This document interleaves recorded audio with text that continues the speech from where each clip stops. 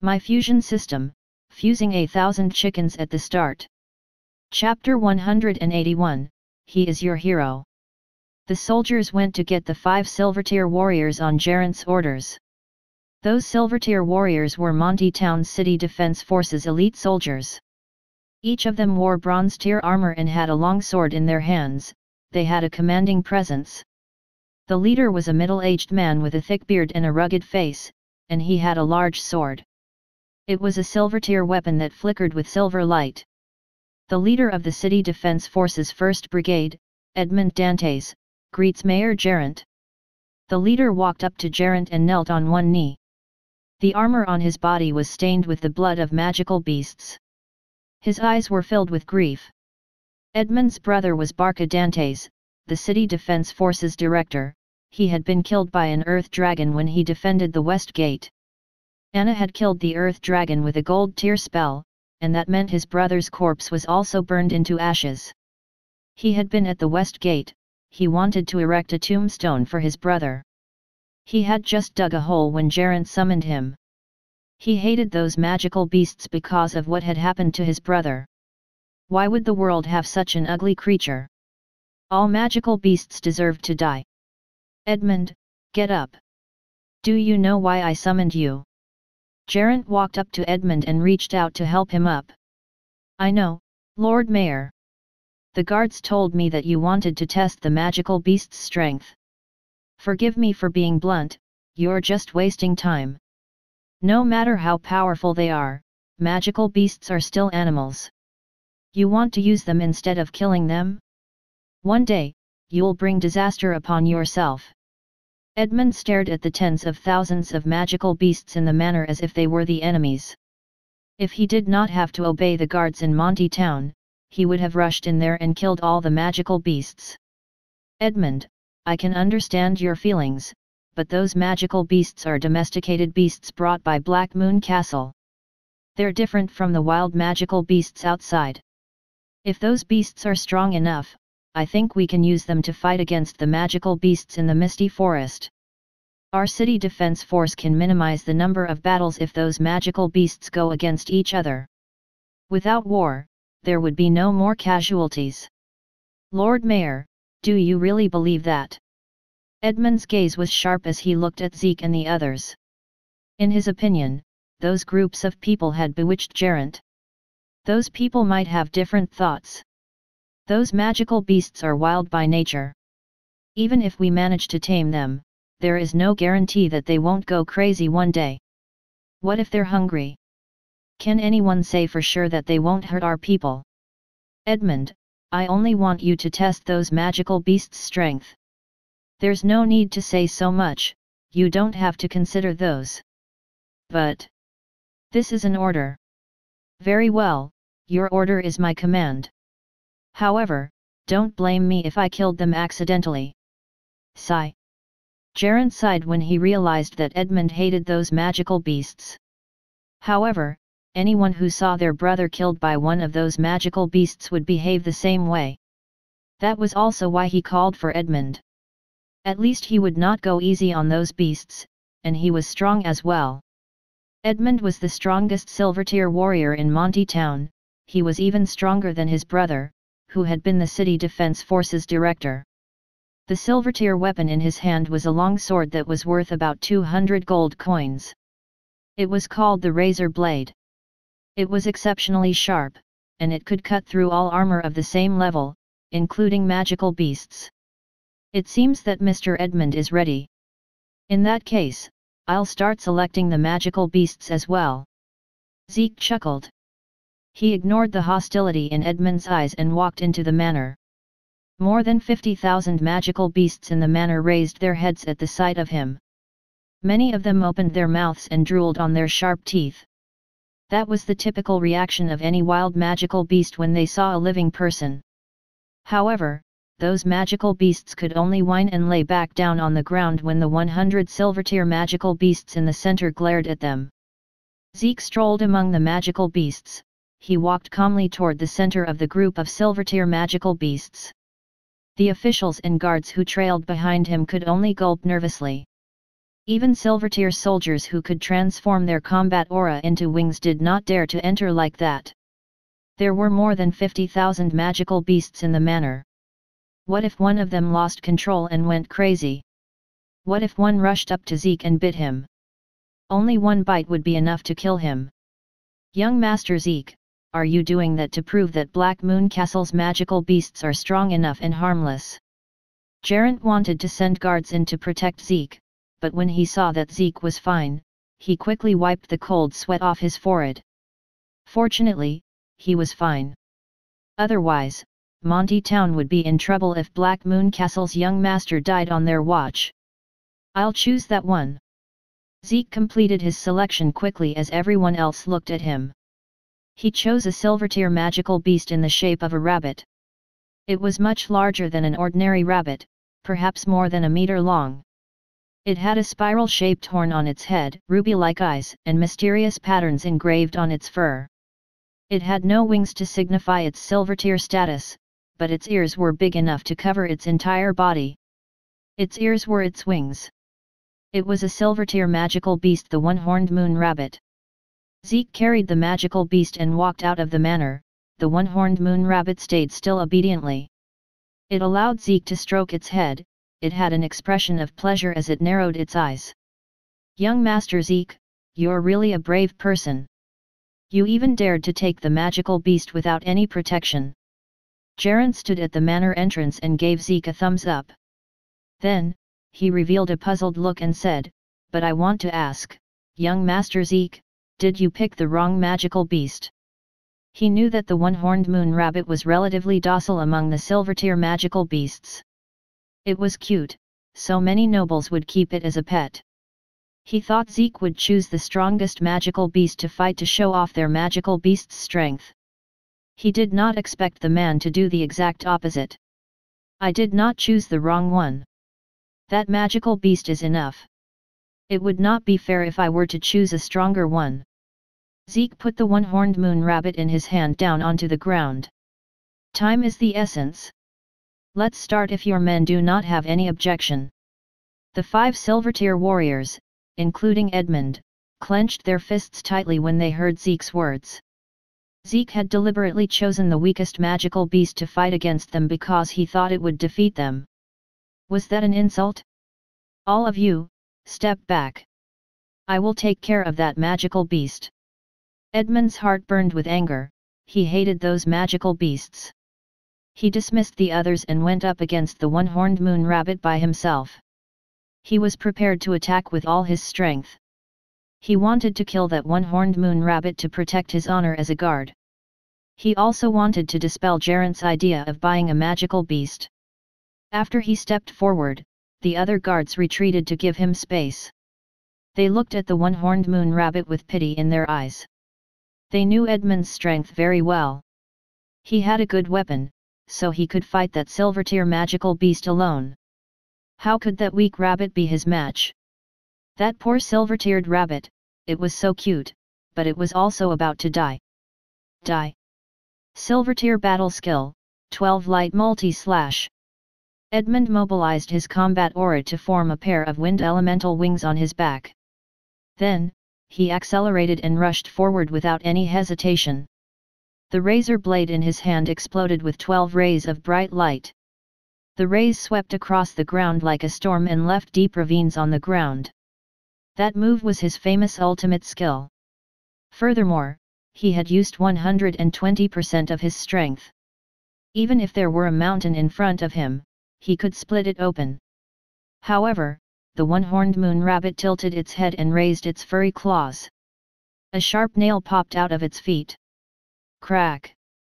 The sword light clashed with the nail. It caused brilliant sparks to fly. The sword light blasted the ground beside the one-horned moon rabbit, but it did not move. It was not harmed in any way. Only a tiny portion of its nail was fractured. Edmund, on the other hand, took 2 steps backward. He could not believe what he had seen. How is that even possible? He was a Silvertear warrior with good equipment. How did he only cut a few of the rabbit's nails off with his sword? Was the magical beast in front of him the one-horned moon rabbit he knew? It had to be a coincidence. Edmund's expression changed several times. He appeared to be enraged as a result of his humiliation. He slashed violently at the one-horned moon rabbit consecutively with his 12 light multi-slash skill. A green wind elemental combat aura accompanied the sword's shadow that filled the sky. The one-horned moon rabbit, on the other hand, was like a river reef. It did not move an inch. It merely extended its 2 front claws, which Edmund fixed. After that, it stretched its back claws for Edmund to fix. After a few minutes, Edmund was so tired that he was panting. The one-horned moon rabbit remained unchanged. Instead, it extended its tongue and licked the claws that had been trimmed. It looked content. Edmund's face turned pale as a result of that scene. He wanted to continue swinging his sword, but his hand trembled. Eventually, he dropped to his knees weakly. He had used up most of his strength, but he had not even caused a single wound. If he continued to fight, it would just be a waste of time. He threw his long sword dejectedly and sighed. "I admit defeat." Hiss. A flurry of gasps could be heard all around him. The most powerful silver-tier warrior in Monty Town had admitted defeat. Perhaps the rabbit was a gold-tier magical beast? Everything from Black Moon Castle has to be the top quality. Do you feel satisfied now? Zeke looked at the people around him. He said, that one-horned moon rabbit has just achieved the silver tier. However, Black Moon Castle used a special spell to fuse it with other magical beasts to get a mutated magical beast at the peak of the silver tier. Therefore, its defense is exceptionally strong. Of course, if you are still worried, you can continue to test it. There's no need. Gerard sighed. Edmund had used his full strength to cut off the one-horned moon rabbit's nails. If the remaining silver-tier warriors attacked together, would they be able to cut the fur off the one-horned moon rabbit? It seems like young Master Zeke is more outstanding than I thought. And it looks like Black Moon Castle has a unique way of nurturing talents. The magical beasts have double the strength of any beast of the same level. Such magical beasts can be sold for a few hundred gold coins each, but young Master Zeke is selling them to me for 10 gold coins. How kind and generous is that offer? I would like to thank you again on behalf of everyone in Monty Town. You are our hero, indeed. He no longer doubted that Zeke was doing business at a loss. A silver-tier magical beast could be sold for half the price of a gold-tier magical beast, and its defense would not be weaker than a gold-tier beast. A gold-tier magical beast would typically cost 1,000 gold coins, so a silver-tier magical beast would cost half of that. Zeke only charged them 10 gold coins. It was as if he wanted to give them away for free. Mayor Gerant, you don't have to be so polite. We live on the border, too, we should help each other. We'll have more opportunities to work together in the future. Zeke replied politely, furthermore, you shouldn't be thanking me. You should be thanking Watson. He used magic to fuse those magical beasts. He was also the one who let us bring them to Monty Town for sale. He is your hero. Zeke looked proud when he said that. People had praised him for this courage when he walked toward those tens of thousands of magical beasts. However, his younger brother, Watson, could fuse those magical beasts, and those creatures even submitted to him. He was 100 times better than Zeke. Chapter 182, Showing Off. There are 150 silver-tier magical beasts and 3,000 bronze-tier magical beasts. They are worth 4,500 gold coins. Young Master Zeke, here is the money, please count it. Gerant placed a chest full of gold coins, about half the person's height, in front of Zeke. After he saw the strength of those magical beasts that Black Moon Castle had fused, he had made up his mind to buy them. Of course, he was a cautious person, so he tested 10 more magical beasts randomly, which included 5 silver-tier and 5 bronze-tier magical beasts, respectively. Those magical beasts displayed considerable combat strength as well. The one-horned moon rabbit was the weakest of the silver-tier magical beasts, indeed. Each of the other silver-tier magical beasts could rival more than 10 silver-tier warriors of the same level. They had extraordinary defensive and offensive powers, and it was the same for the bronze-tier magical beasts. Monty Town would have about 1,000 more silver-tier warriors and tens of thousands of bronze-tier warriors, with those magical beasts included in the number. Even if the city defense force did not roll out, that would be enough to ensure their survival during the winter. Mayor Gerant, are you sure about the number of gold coins here? Zeke opened the box and took a look. It was filled with gold coins. Under the light, they reflected a bright light. At a rough glance, it looked like there were 30,000 gold coins in it. An hour had passed since they tested the magical beasts, and everyone had returned to the city hall. The building was decorated with lanterns and banners. Long tables filled with delicacies were placed in their workroom. Gerald decided to treat them to a feast due to Black Moon Castle's contribution. Dozens of manor owners and officials were there as well. However, Edmund was not there. He had fought with the one-horned moon rabbit, and then he had claimed that he did not feel well and wanted to go home to recuperate. He was humiliated. He was a silver-tier warrior who could only cut the nails of magical beasts of the same level. He felt that he had no reason to stay. That's right, young Master Zeke. That money is to pay for all the things we wanted. Gerant stretched out his finger and calculated for Zeke. The magical beasts cost 4,500 gold coins, and we also wanted to buy 10 giant rock golems. So, that's 14,500 gold coins. Other than that, we also wanted the high-quality weapons and armor that you mentioned. It should be around 30,000 gold coins. His thoughts changed when he learned Black Moon Castle's magical beasts were of high quality. He imagined that he could equip all his soldiers with a complete set of silver-tier equipment. Then, with those magical beasts of the same tier and the giant rock golems, they could kill any magical beast with just a single punch. Why would he be afraid of winter? He could even charge into the Misty Forest and destroy those magical beasts' lairs. He wanted to think about how to make Monty Town stronger. He wanted to earn more achievements and then return to his family to be placed in an important position. He had the winter to thank for that. If the season had not crept up so suddenly, he would not have been able to get Black Moon Castle's help. When he returned from the West Gate, he asked his men and learned that the people from Black Moon Castle had only gone to Monty Town. They had not contacted the other 3 towns on the border. That was a great opportunity. If he could ally with Black Moon Castle, he would leave the other towns far behind.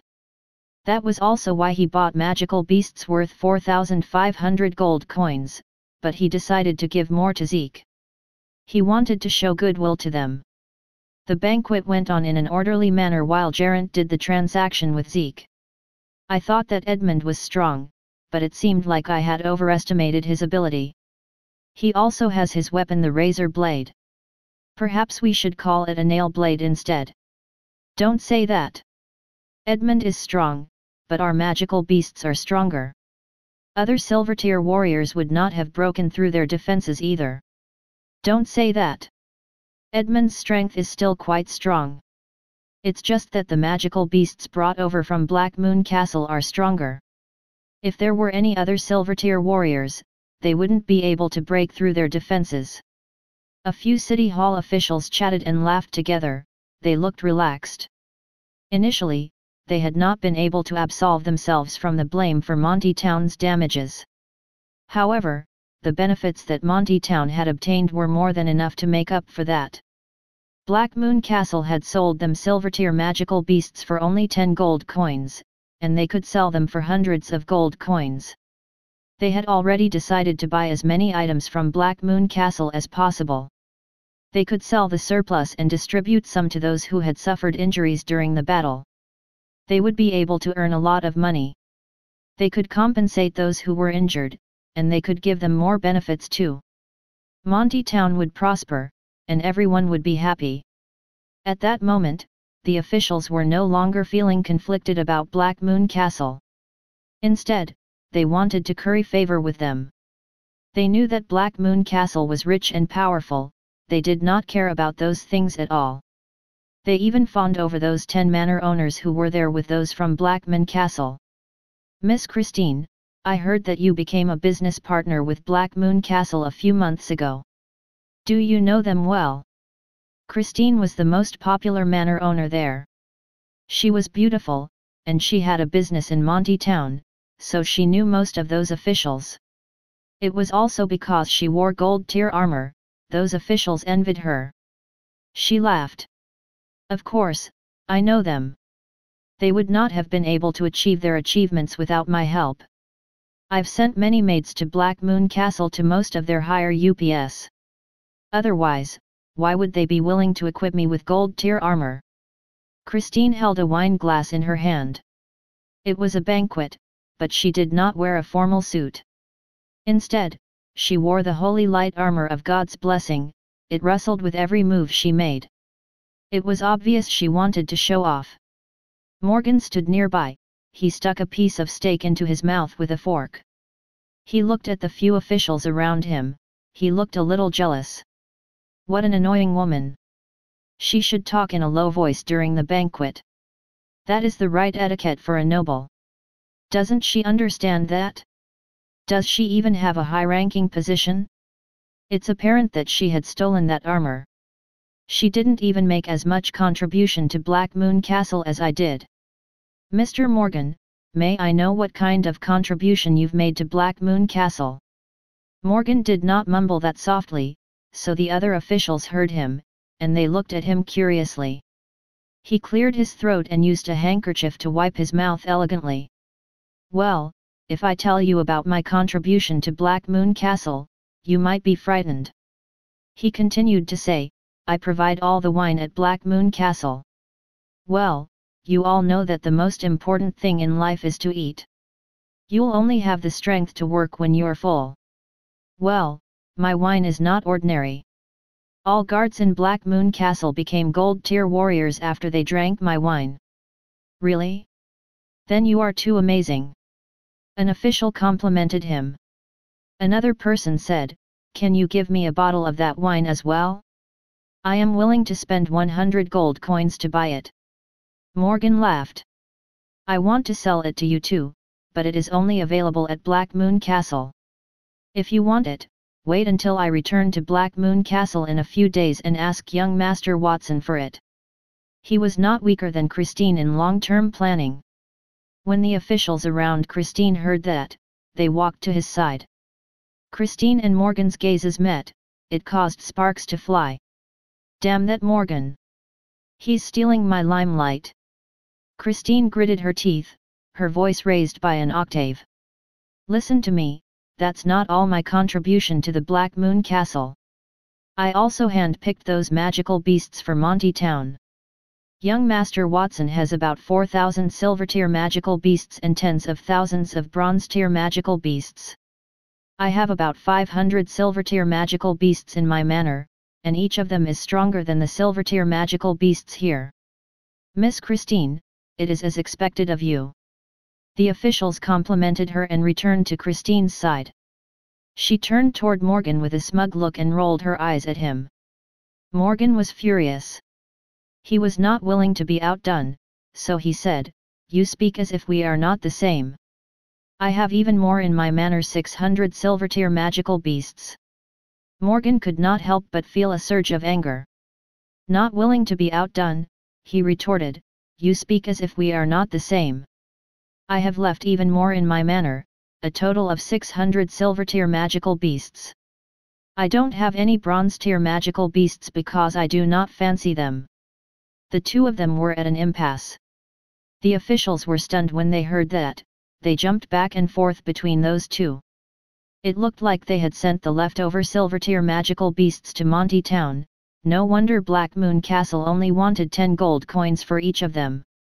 Even the leftover ones were that powerful, they could not imagine the strength of the other ordinary magical beasts in Black Moon Castle. Chapter 183, The Return of the Astrologer.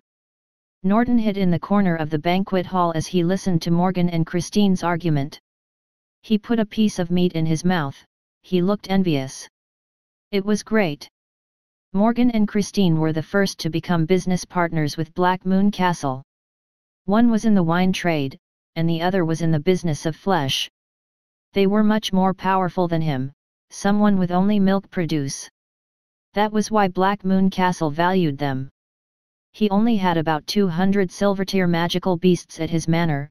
It was enough to protect them from any invasion. Some officials also surrounded him. Even though there were not as many people around him as Morgan and Christine, there were still quite a number of them. Lord Norton, I heard that you produce milk. It must be extraordinary milk that you supply to Black Moon Castle. At that moment, Black Moon Castle had become unfathomable to those officials. Even though they fawned over those manor owners then, they would not usually glance at them. It's not as impressive as you think, it is very ordinary. Young Master Watson sympathizes with my hard work, so he's willing to buy from me. He knew his worth, unlike Morgan and Christine. Those officials did not surround him because he was outstanding but because he had benefited from Watson. However, the officials did not believe him. Just as they continued to question him, a cry of surprise came from the main seat in the banquet hall. It interrupted their thoughts. It was Geraint. Young Master Zeke, what did you just say? You have a phoenix egg, and you are willing to sell it to Monty Town? Did I hear it correctly? Geraint stared at Zeke in surprise. The phoenix was a legendary platinum-tier magical beast. It was as rare as the Dragon Clan. Compared to the Dragon Clan, which had a low fertility rate, the phoenix would lay eggs every day. Its eggs could awaken one's phoenix bloodline, and it could also bring one back from the dead. As a member of the Ptolemy family, Geraint's family had pentacolor fragrant chickens that contained the phoenix bloodline. Therefore, they knew a lot about those legendary magical beasts. He did not expect Black Moon Castle to have such a legendary magical beast's eggs. Well, the egg is not from a real phoenix. It's from a hybrid phoenix. Black Moon Castle has a hybrid phoenix and a dragon, Zeke explained with a smile. He clapped his hands. Zenoa and Peter immediately went outside. A short while later, they returned with a huge box. There were 35 crystal-clear phoenix eggs that looked like rubies in the box. There was a faint flame on them, which turned into the shape of wings as if they would fly away. Everyone in the room looked at them the moment the phoenix eggs appeared. Their eyes had a bright glint in them. Bathed in the sacred flame, with wings that were ready to fly, those were the characteristics of phoenix eggs. Those are real phoenix eggs. Geraint swallowed his saliva. His voice became hoarse from his shock. He was very surprised when he saw the phoenix eggs and heard what Zeke mentioned about the hybrid phoenix and dragon at Black Moon Castle. Where did they get those two precious magical beasts?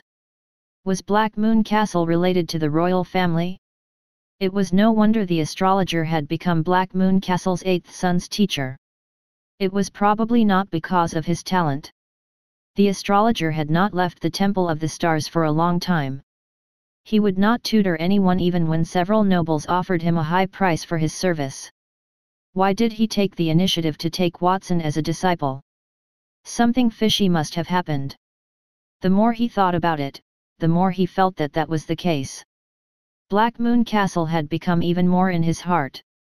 Geraint was silent for a few seconds before he opened his mouth carefully. Young Master Zeke, how much are those phoenix eggs? He would buy it even if Zeke wanted more than 10,000 gold coins for one. That egg could save him even if his limbs were broken and his heart was pierced. That was equivalent to a second chance at life. The price of the hybrid phoenix eggs is 1,000 gold coins per egg, and it is non-negotiable. We have 35 of them for now. You're not allowed to resell them, Zeke said. Even though their hybrid phoenix could lay 100 eggs per day, and they might still have many at home, he had to give priority to his family members. On the other hand, an item would be more valuable if it was rare and scarce. 1,000 gold coins for one egg? I'll give you 40,000 gold coins. I'll take all of them. Geraint thought it was too cheap. He thought they would cost 10,000 gold coins for one, but he was prepared to spend a lot on them. However, it seemed like Black Moon Castle was still very generous with their offer. He did not even hesitate about it. During his tenure as the mayor, he had earned about 100,000 gold coins.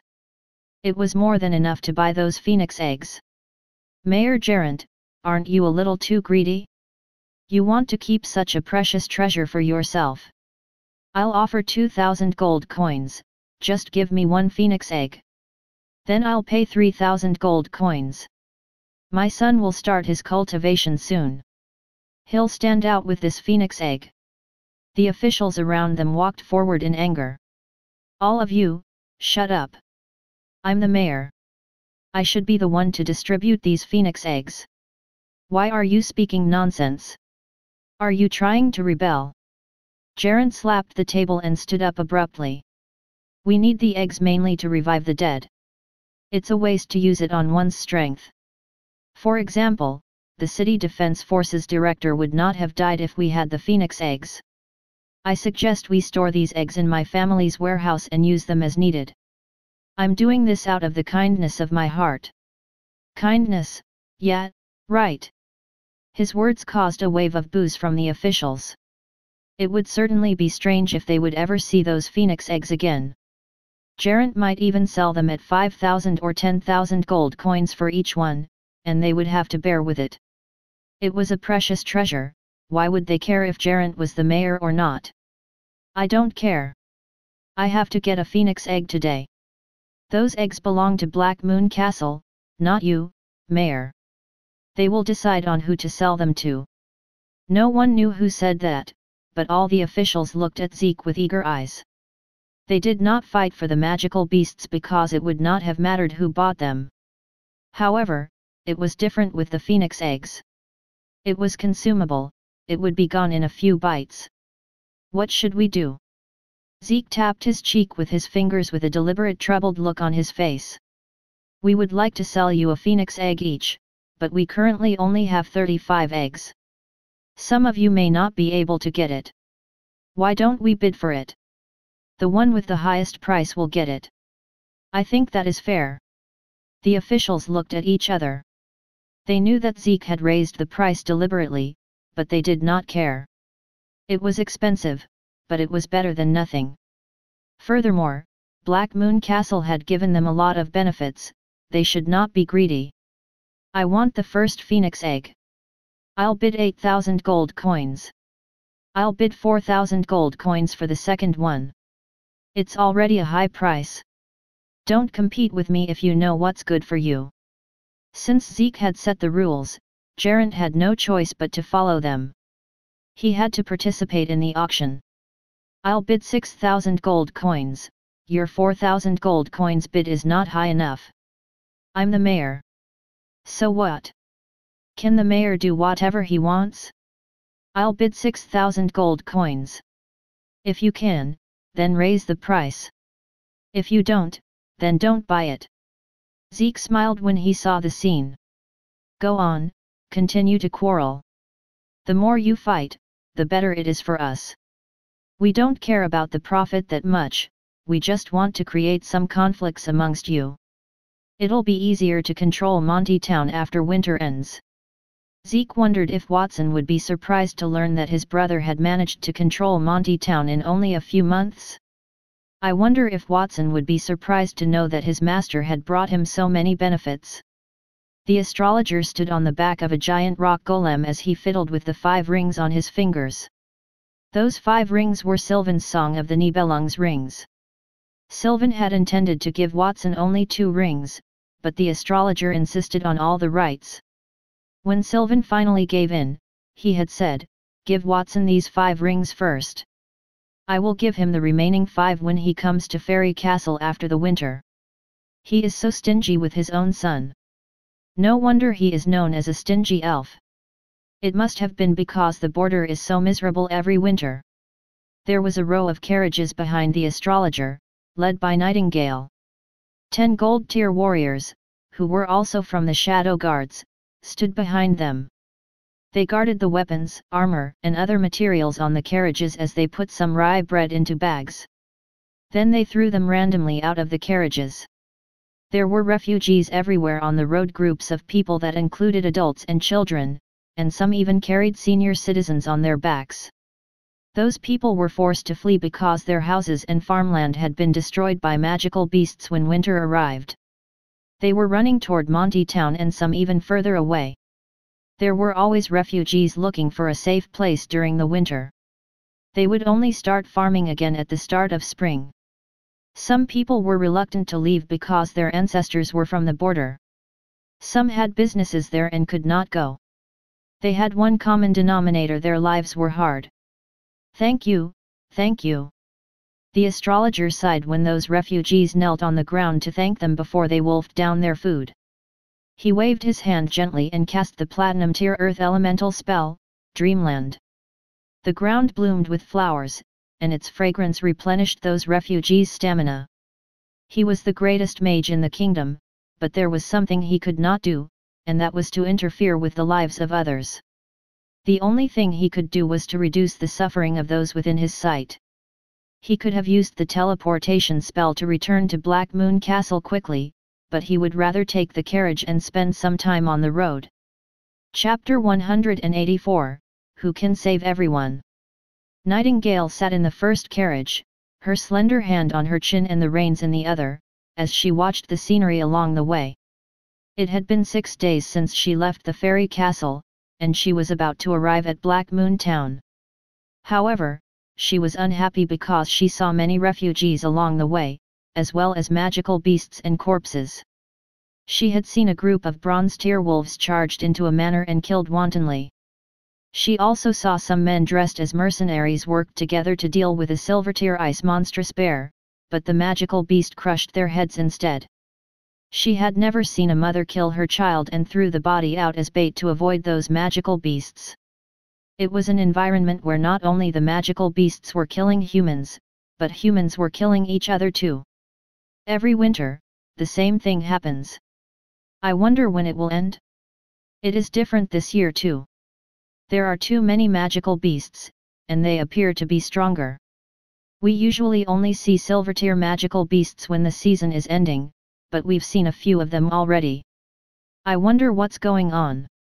She had killed all the magical beasts they came across on their way to Black Moon Castle, even the shadow guards and the astrologer did the same. There were at least tens of thousands of those magical beasts, but that was only a drop in the bucket of magical beasts in the Misty Forest. There were millions of tens of millions of magical beasts there. Nightingale's parents were killed by magical beasts 10 winters ago. Every time the season arrived, she would think of her parents. The faces in her memories were blurry, but she would never forget the hatred. Roar! The sky was dark and heavy with snow. On a snowy ground not far from the carriages, a few stray dog-shaped magical beasts bit into a corpse that had exposed white bones. They seemed to hear the sound of the wheels. A few wild dogs raised their heads, and blood flowed down their fangs. They noticed the powerful aura of Nightingale and the others, so they lowered their heads again. Those wild dogs did not have a strong aura, they were only iron-tier magical beasts and simple intelligence. The wild dogs hesitated, but when they felt that they were no match against Nightingale and the others, they remained at the sides of the road. However, many refugees ran away from the carriages. The adults covered their children's eyes while the rest of the refugees took out weapons such as daggers and hoes as they stared at the group of wild dogs vigilantly. Those dogs were only at the iron tier, so they did not have much fighting power. 3 or 4 strong adults could subdue them easily. The two sides were in a standoff. The wild dogs did not dare to act rashly. Just as the group of refugees was about to pass by the magical beasts, they heard a miserable cry. A middle-aged man's arm had been completely torn off. He fell onto the ground and hugged his arm as he wailed in pain. A goshawk with wings that spanned several meters wide fell from the sky and landed beside the man. It chewed on the bloodied arm, and its sharp eyes were filled with cruelty. It's a bronze-tier magical beast, the wind-splitting eagle. Everyone, run, someone shouted. The remaining refugees scattered like birds. Only a barefoot little girl in shabby clothes ran to the middle-aged man's side and hugged him as she cried bitterly. "Daddy, what happened to you, Daddy! Don't leave me behind. Mommy is already dead. I only have you, Daddy. After the wind-splitting eagle descended, a few of the wild dogs that were eating rotten meat immediately lowered their heads and howled as they trotted away. Meanwhile, the wind-splitting eagle scanned its surroundings before its glance landed on the middle-aged man and the little girl. It knew that they were the easier prey. The eagle spread its wing as a green storm enveloped its body. It charged toward the man and the little girl. Its opened claws were sharper than most blades. The little girl's face was filled with despair as she closed her eyes in fear. The eagle was about to crush their heads. Whoosh! At that moment, they heard a sound. A dark light flashed, and the wind-splitting eagle was torn into two. Nightingale held a dagger in her hand and stretched her right hand toward the girl who had opened her tearful eyes. She had yet to recover from the fear. Are you okay? Thank you, sister. The little girl rubbed her eyes with her fists. Then she smiled at Nightingale. I'm fine. But my father is injured. Lord Astrologer, please treat that man. Nightingale turned around and pleaded with the astrologer. Almost as soon as she finished speaking, the ground beside the man began to squirm, and bright flowers bloomed. The released powder touched the man's shoulder and healed his injuries. His wounds closed, and the blood stopped. As the wound healed, the middle-aged man stood up with a pale face. He repeatedly kowtowed toward Nightingale and thanked her. Miss, I thank you enough. Nightingale waved her hand and handed the dagger to the little girl. No need to thank me. All those magical beasts deserve to die. I just did what I should have done. This is my dagger, a silver-tier weapon. You can have it as a defensive tool. Nightingale's soft heart was touched, perhaps she felt a similarity to the little girl. Miss, you're already my benefactor for saving me. How can we still accept your things? The middle-aged man refused, but finally, he could not resist Nightingale's intense gaze. He thanked her again before he took the dagger and left with his daughter.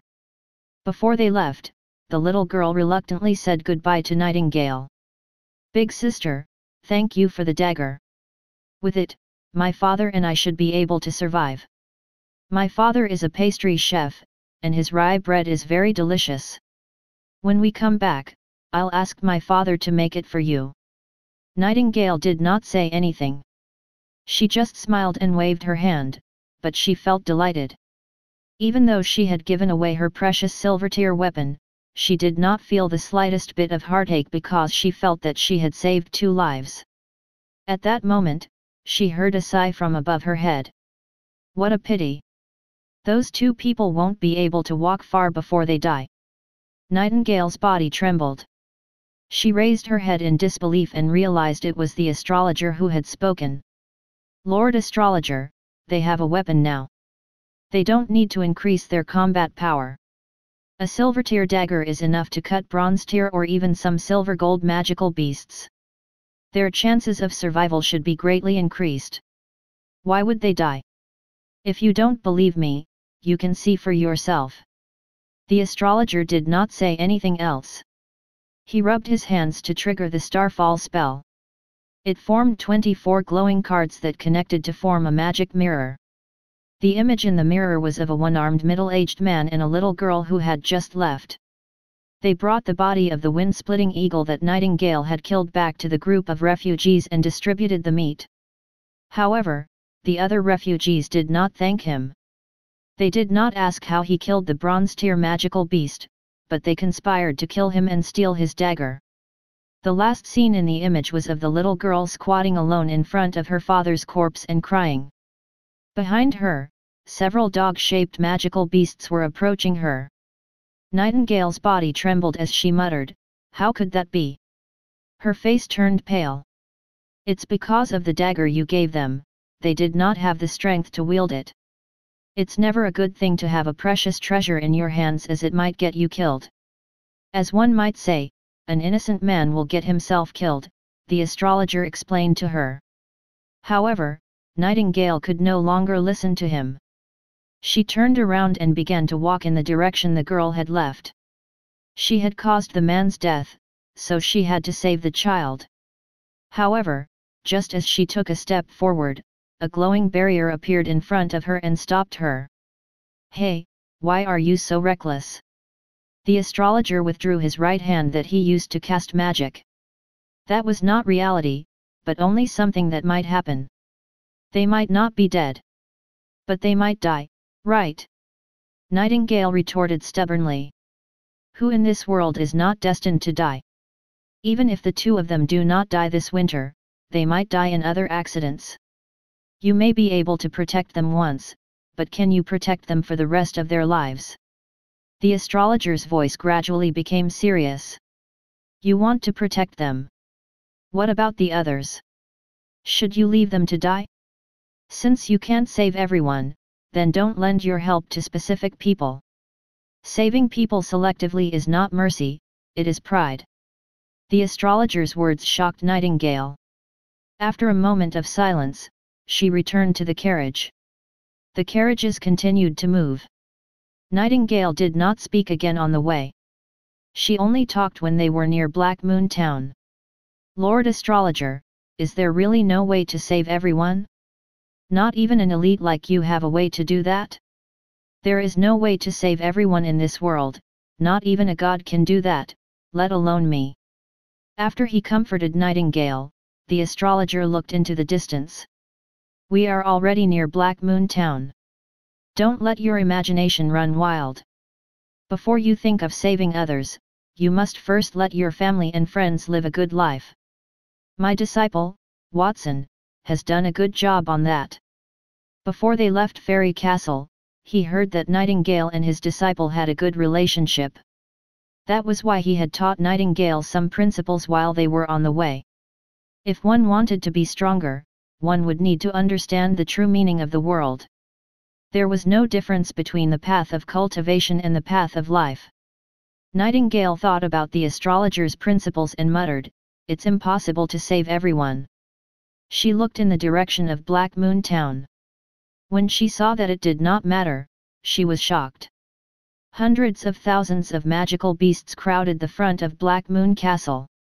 More than half of those were silver-tier magical beasts, and the lowest ones were bronze-tier magical beasts. That number alone could make one's heart tremble. Those magical beasts were too powerful. Each of those magical beasts could knock down Black Moon Castle's walls with a simple wave of its claws. Why were there so many magical beasts outside Black Moon Castle?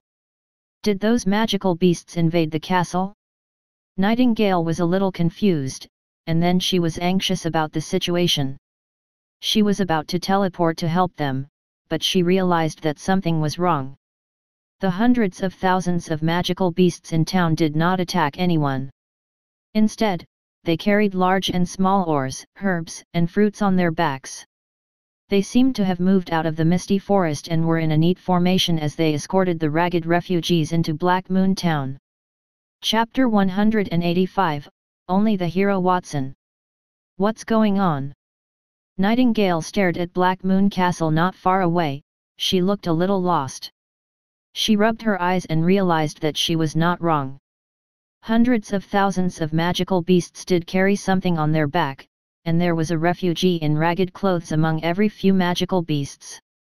She estimated that there were more than 10,000 refugees. Those magical beasts did not eat those people. Instead, they protected them. It was a miracle.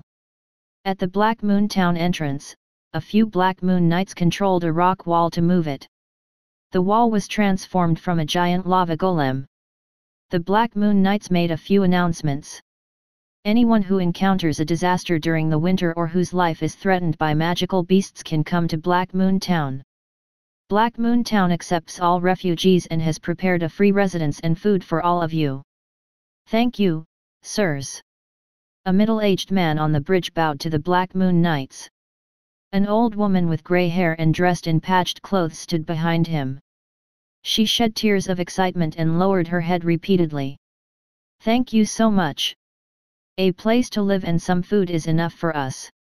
You are too generous. The generous one is Black Moon Town's owner, young Master Watson. If you wish to thank someone, you can thank him, one of the Black Moon Knights responded humbly. The refugees got more excited when they heard those words. Praise Black Moon Castle! Praise Master Watson! Then, they walked into the town. Why are there so many magical beasts and refugees outside Black Moon Castle? It was not only Nightingale, but the astrologer was also confused. Lord Astrologer, didn't you say that we should protect our family and friends before saving others? Why do I feel like Watson is doing the opposite? Perhaps.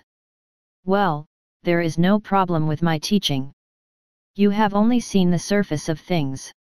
Maybe Watson is saving those refugees to claim their property. In short, Watson is a brilliant child. He is not a person who will make a loss. Then, the astrologer's team arrived at the outskirts of Black Moon Town. Good heavens, these are walls made up of giant lava golems. There must be at least hundreds of them. Even a Silver-tier elite would think twice about attacking the wall. Well, Watson did build a building that can float in the sky. I don't even dare to have such a bold idea. What a grand gesture! As the astrologer sighed, a huge shadow streaked across his head and left a deep black mark on the ground. He looked up. It was not only the astrologer, but the shadow guards from Fairy Castle also got out of the carriages, one after another. They divided the essential materials into boxes and took them down. Nightingale was the last to get out of the carriage. She stared at the entirely different Black Moon Town, her mouth was slightly ajar. When she left, Black Moon Castle was only an ordinary castle that covered several kilometers in radius. It looked like the castle had become a town, but it was not a typical town at all. As she observed the situation, she heard a beast roar from the direction of the town. A 100-meter-long gigantic dragon covered in platinum scales soared toward the sky. Its wings stirred up a storm as its cold vertical eyes looked downward at the earth. A smaller magical beast was beside it. Its body was ablaze, and its feathers were colored like a phoenix. It danced in the air. The other magical beasts that were used as transport trembled when they saw the two new magical beasts. They moved even faster. The refugees who had just arrived in town also looked up toward the sky. They were speechless. They had never seen such a powerful magical beast in their entire lives, let alone the winter. Fortunately, those two magical beasts were raised by Black Moon Castle. Nightingale, is that the same Black Moon Castle that you have been longing for? It is unique, indeed. The Border Count sent us here to cast magic on the castle and let it float in the sky, and it looks like it is not in vain.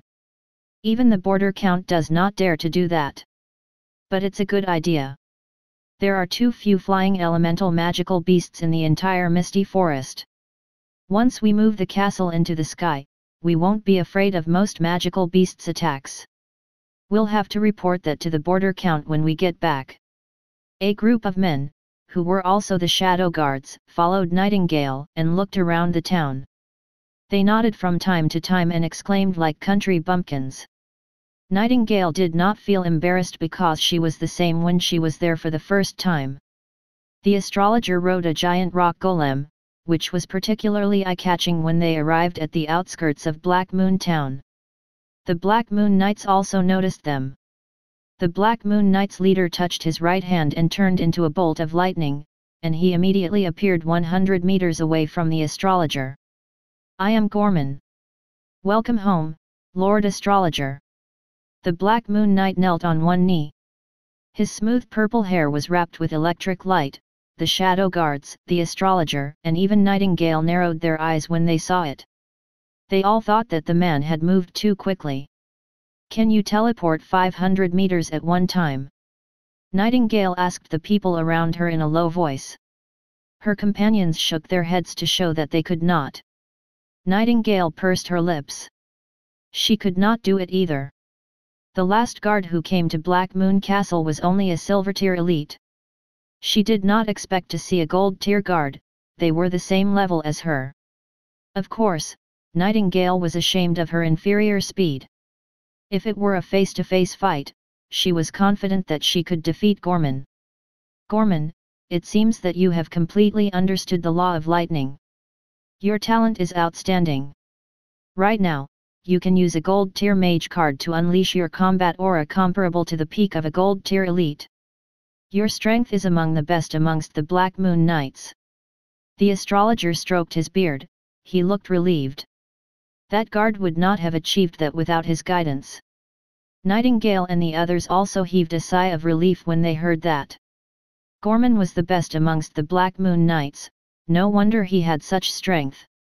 However, no, it's because of your teaching, Lord Astrologer, Gorman replied humbly. And I am only ranked middle amongst the Black Moon Knights. Several other people are more powerful than me. Really?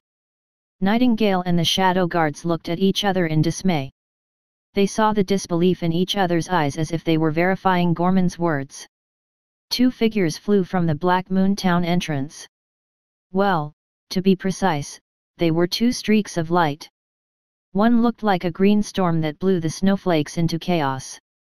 The other was a meandering river that passed through the snowflakes and left a path made of ice in the air. The two streaks of light only revealed themselves when they were close. They were List and Alan. They cupped their fists toward the astrologer at the same time. Greetings, Lord Astrologer. After they achieved the gold tier, the two men's behavior had changed. They were less sharp and more mysterious. Elemental body? You guys have grasped the basics of the elemental body. The astrologer looked at the two of them. He stopped stroking his beard, he almost pulled off a few strands of his beard.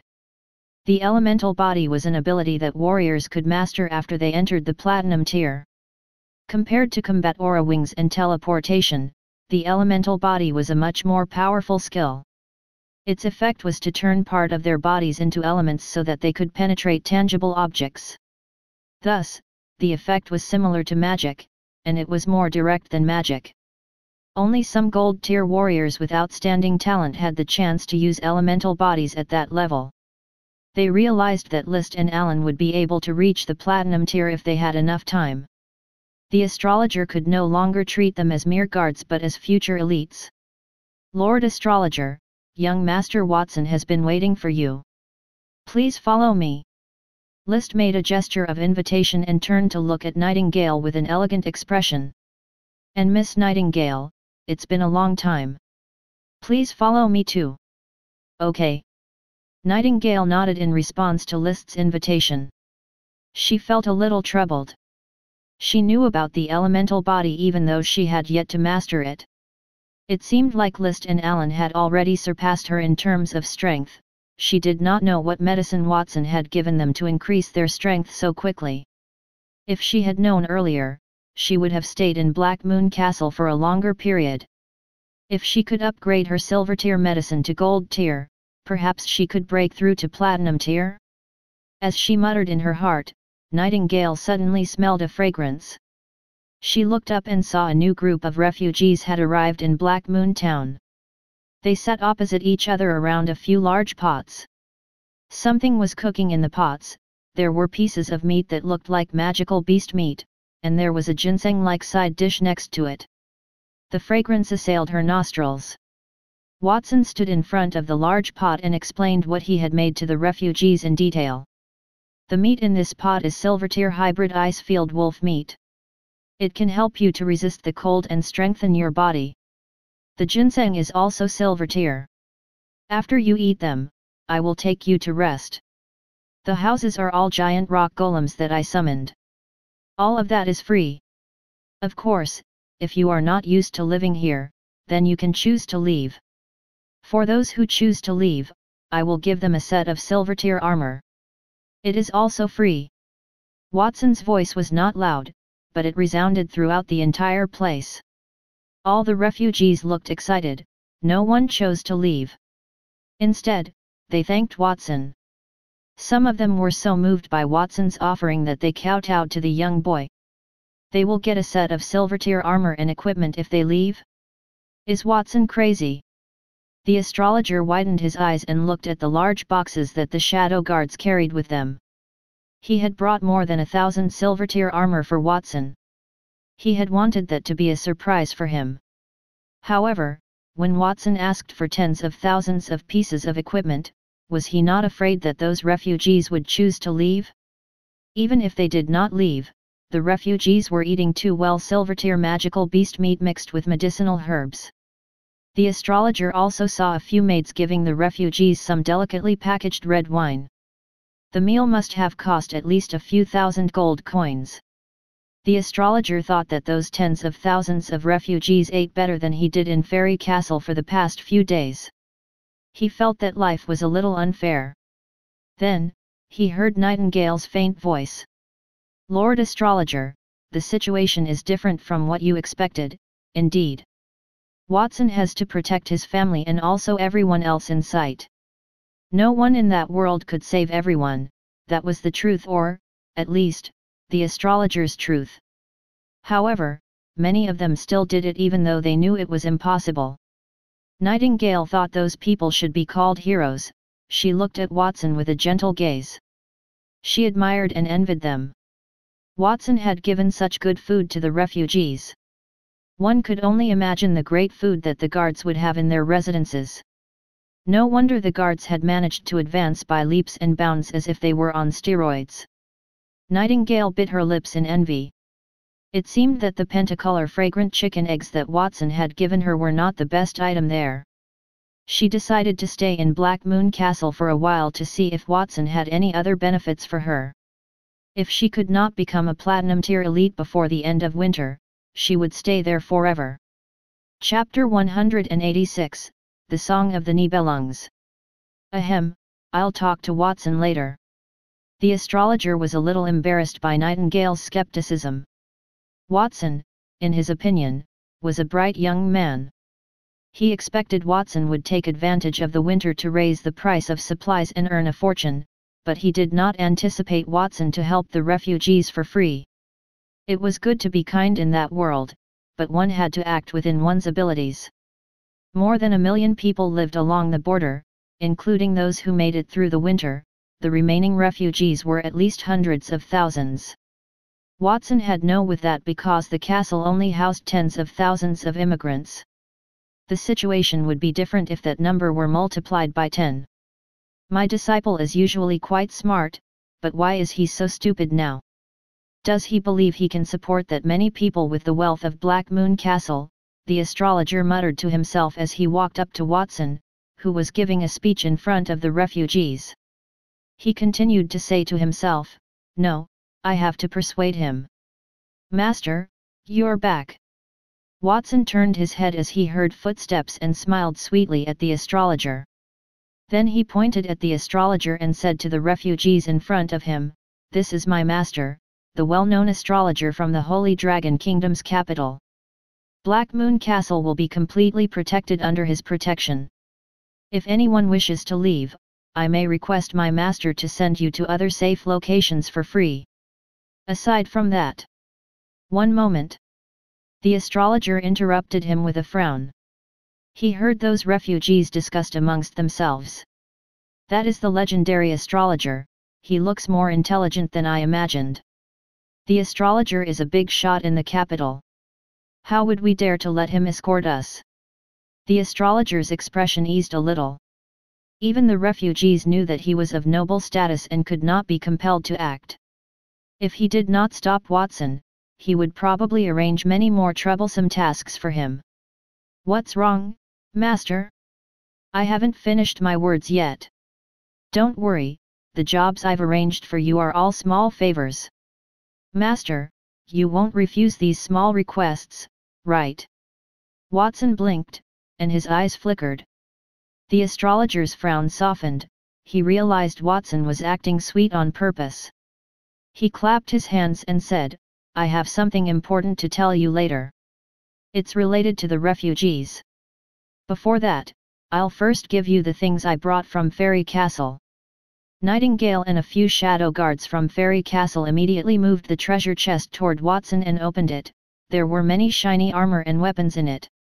The first chest had 100 items, all of which were gold-tier weapons. The light made it hard for people to open their eyes.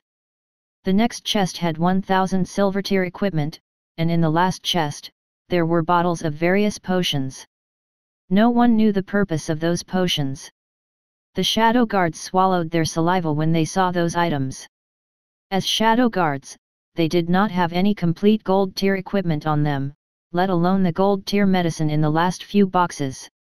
They were life-saving items, so they were even more precious. After the astrologer revealed the items, he stroked his beard and waited for Watson's exclamations and praises. He had worked hard to bring Watson so many good things, so the young boy would definitely be very grateful to him. It was an excellent opportunity for him to use those items to persuade Watson about how tough it was to gather supplies and feed the immigrants. However, "Are those the only items you brought back, Master?" Watson rummaged through the crates, his lips twisted in displeasure. "Only? What do you mean?" "Watson, those items are worth more than 200,000 gold coins. Are those not enough to satisfy you?" The astrologer's hand stopped, and his expression froze. "I can't say that I am not content, I can only say I am generally satisfied. Now that all Black Moon Castle guards have been upgraded to gold tier, silver tier equipment is no longer useful to them, they don't even use them as tools for training." Watson sighed. "Only the 100 gold tier weapons and armor are adequate. However, the quality is not up to my expectations." Watson realized he had gone too far when he noticed the astrologer seemed aggrieved, so he quickly changed his words. "Of course, these things are from Fairy Castle. It has nothing to do with you, Master. If you want to blame someone, blame Fairy Castle's owner for being too stingy." "That's right. Sylvan gave me too few things, and I'm his teacher." Since Watson had graciously prepared an excuse for him and that the astrologer had taken the correct course, it was better for Watson to blame Sylvan than him. At the same time, he grumbled quietly in his heart. Watson's appetite had grown stronger after he had not seen his master for a few days. He was no longer interested in silver tier equipment. He was not impressed with gold tier items. Fortunately, before he left, he had asked Sylvan for the 5 song of the Nibelungs rings. Otherwise, he would lose face in front of his disciple. With that in mind, he took out the rings he had prepared and handed them to Watson. "Those were only casual gifts, the most important ones are these 5 platinum tier rings. It was not easy for me to get them from Sylvan." "Praise me quickly," the astrologer murmured as he stroked his beard again. Watson was not interested in silver or gold tier equipment, but platinum tier equipment should be able to move his heart. However, Watson's following words caused him to freeze once again. "Master, why did you give me defective platinum tier equipment? Did you split them and not give me the complete one? I was a little excited as I thought you were going to give me 5 platinum tier equipment. But it looks like these 5 rings are only half of a complete set of equipment. Isn't it a little stingy to split a gift into numerous parts and give it away? Platinum tier tool, Song of Nibelungen lead, 5 rings. Effect, can defend against platinum tier attacks. It is said that that ring is a precious treasure left behind by a lost civilization. A complete set includes 10 rings and can trigger a special skill called the Symphony of Fate. However, if the rings are incomplete, you will not be able to use that skill. Instead, each ring will have an independent skill. Additional effects, Song of Courage, increases all attributes attack power by 500%, and removes pain or fatigue during combat. Song of Wisdom, increases thinking power by 500%, Song of Glory, increases charm, leadership and eloquence by 500%, Song of Fortitude, increases defense by 500%, Song of Freedom, increases speed by 500%. Additional skills, Alchemy Fusion, rings are made from high-end alchemy. Each additional ring that you master will increase all of the above effects by 100%. Symphony of Fate, all rings combined will allow you to make a wish. The wish will follow the principle of equivalent exchange and can only be used once a day. Since you do not have all of the rings, you cannot use them at the moment. Watson sighed as he read the information on the rings. One might say that he had 2 platinum tier items. He was very familiar with that level of equipment. He knew that the Nibelungen lead ring's ability could be increased, and its effect was mediocre. The ring's true power was in its Symphony of Fate skill. In the end, he could not use that ability. The border count is too stingy.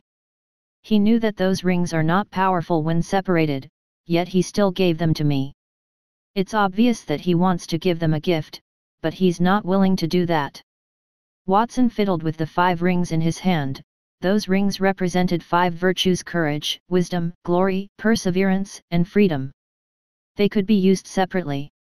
For example, if he gave them to 5 people, they could increase their speed, strength, and defense. Those rings could help those who were fast but weak in attack, strong in attack but weak in defense. It could complement their shortcomings. But that won't do much. Why don't I fuse these rings and see if I can improve their attributes? Since the border count was so stingy, he would not stand on ceremony. With that thought in mind, Watson activated the system fusion on the 5 rings in his hand. The 5 rings collided in a dazzling light and turned into a golden, simple ring with an Ouroboros engraved on it. The shape was like an upside-down number 8, and it was very mysterious. Chapter 187, I make this wish with 10 years of my master's life. Congratulations, Master, for a successful fusion. Platinum tier item, the Nibelung ring, minor flaw. Effect, can resist platinum tier attacks. The ring can trigger the Symphony of Fate skill. Additional effects: Song of Courage, Song of Wisdom, Song of Glory, Song of Determination, Song of Freedom. Additional skills: Alchemy Fusion, Symphony of Fate. Obtain the ability to make a wish, but you must pay double the price to get something. It can only be activated once a day.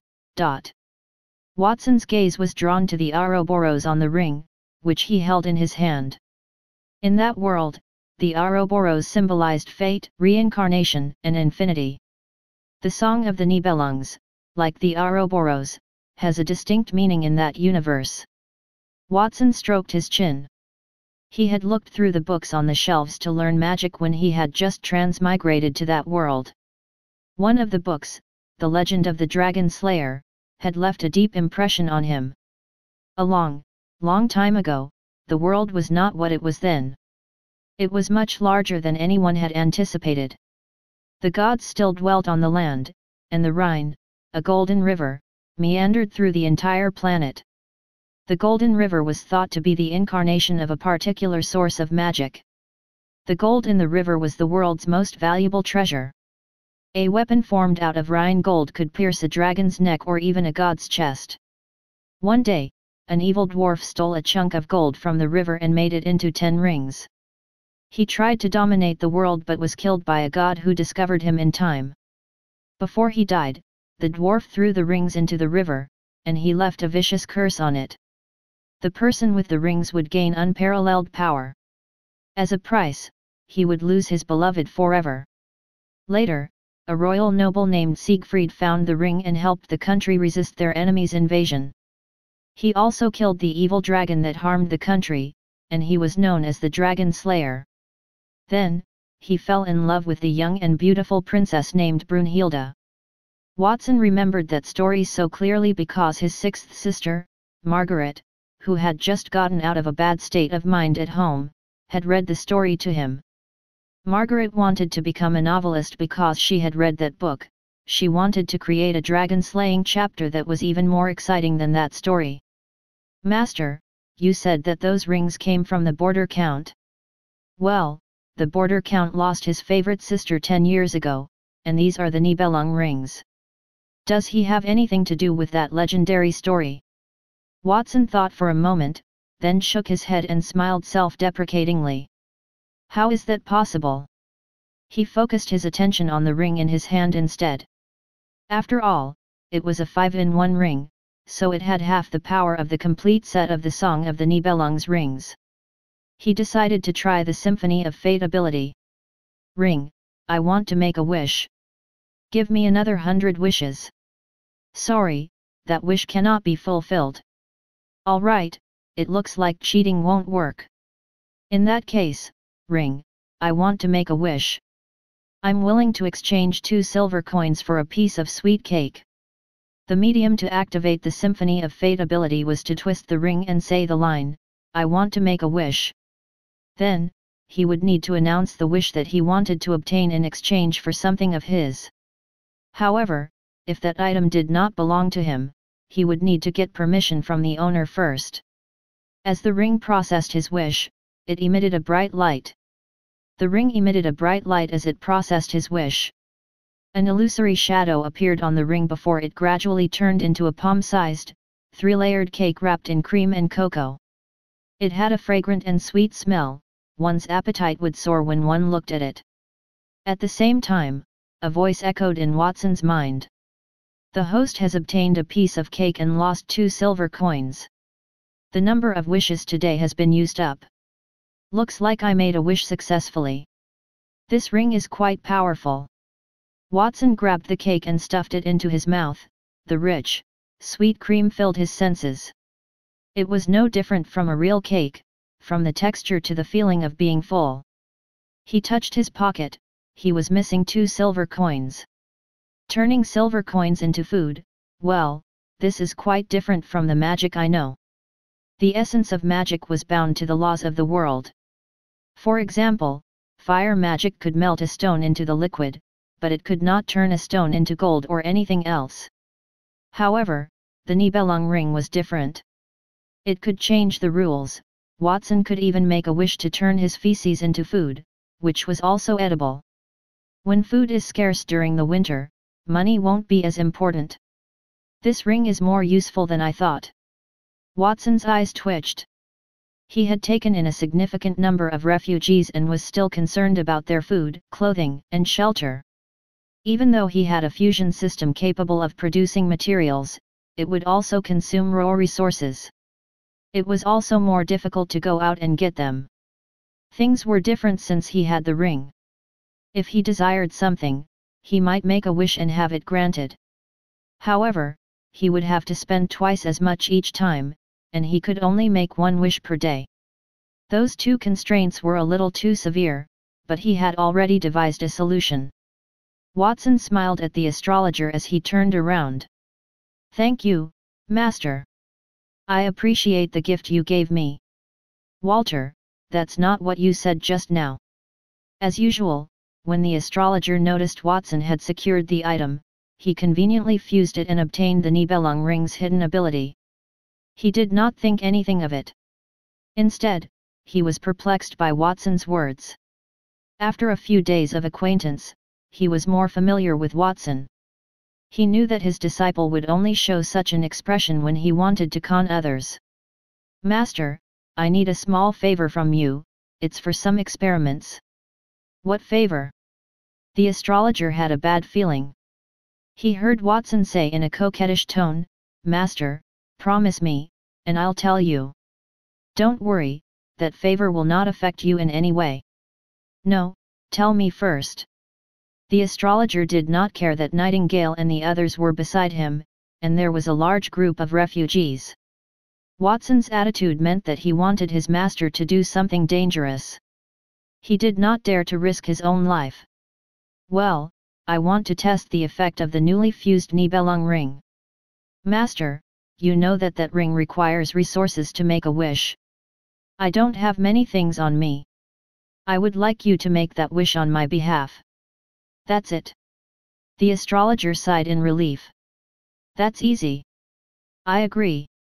He had thousands of pieces of silver and gold tier equipment beside them, and those were worth more than 200,000 gold coins. No matter what Watson's wish was, even if he wanted to build another Black Moon Castle, those resources would be enough for that. Since the astrologer had agreed, Watson stretched his right hand outward. Green branches floated out of his palm and absorbed the starlight in the sky.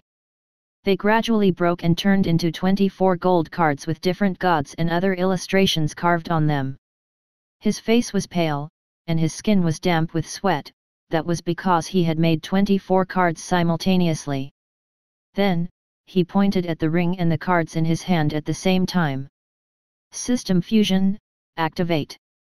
Before that, he needed at least 2 materials to fuse a weapon, but after he had learned to make the Astrologer tarot cards, he could use the World Tree branches to make those cards that were equivalent to gold tier weapons.